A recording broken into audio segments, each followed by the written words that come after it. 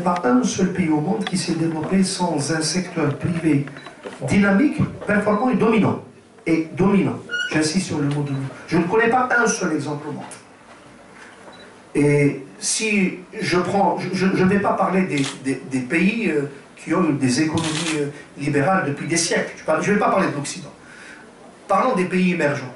Alors, prenons l'exemple, je ne sais pas moi, de la Corée du Sud, de la Turquie et du Brésil. Voilà, trois pays. Si vous regardez l'histoire économique de ces pays, par exemple la Corée du Sud, vous allez voir qu'en 1962, le PIB de la Corée du Sud était à peu près la moitié du PIB de l'Algérie. La moitié. Et puis, un visionnaire qui s'appelle le général Park, qui prend le pouvoir, il identifie 4 familles, 4 grandes entreprises, il leur donne les moyens, et aujourd'hui, ça fait du Samsung, ça fait du LG, Samsung, pour vous donner les chiffres, 156 milliards de dollars de chiffre d'affaires, c'est l'équivalent du PIB d'Algérie. Une entreprise. Aujourd'hui, la Corée fait partie des 10 grands pays du point de vue économique mondial. Secteur privé, soutien de l'État. Deuxième exemple, la Turquie.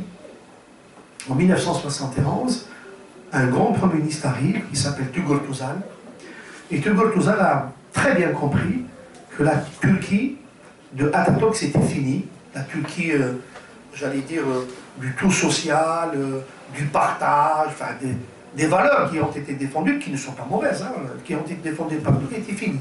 Et que la Turquie est à la porte de l'Europe et qu'elle ne peut pas continuer à fonctionner comme ça. Qu'est-ce qu'il fait? La même chose.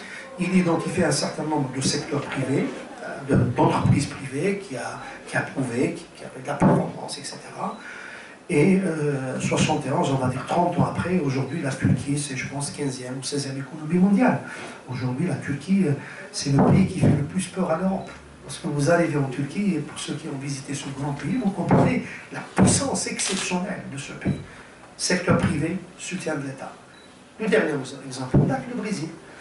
Au Brésil, un syndicaliste arrive à la tête de ce pays, Lula.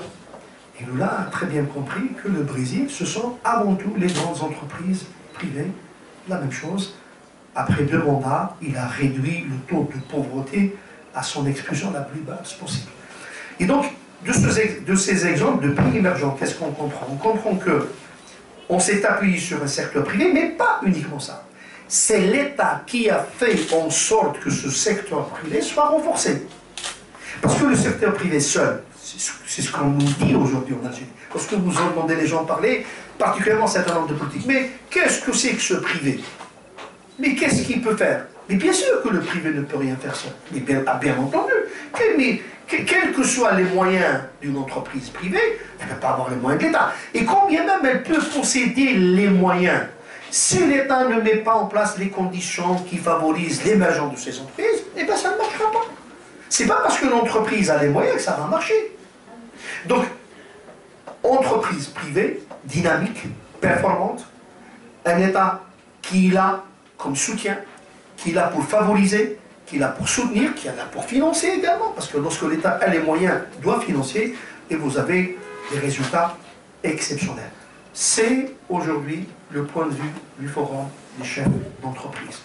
Il n'y a pas de développement économique périn, il n'y a pas de développement économique avec la compétitivité voulue, avec la performance voulue, avec l'ouverture, parce qu'il ne faut pas oublier que nous sommes une économie complètement extravertie, plus de 97% de ce qu'on consomme vient de l'étranger.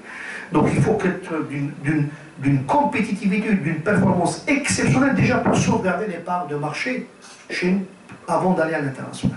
Et donc c'est ça la position du Forum. L'État, plus initiative privée, transparence, c'est les ingrédients du succès que nous souhaitons à notre pays. Alors,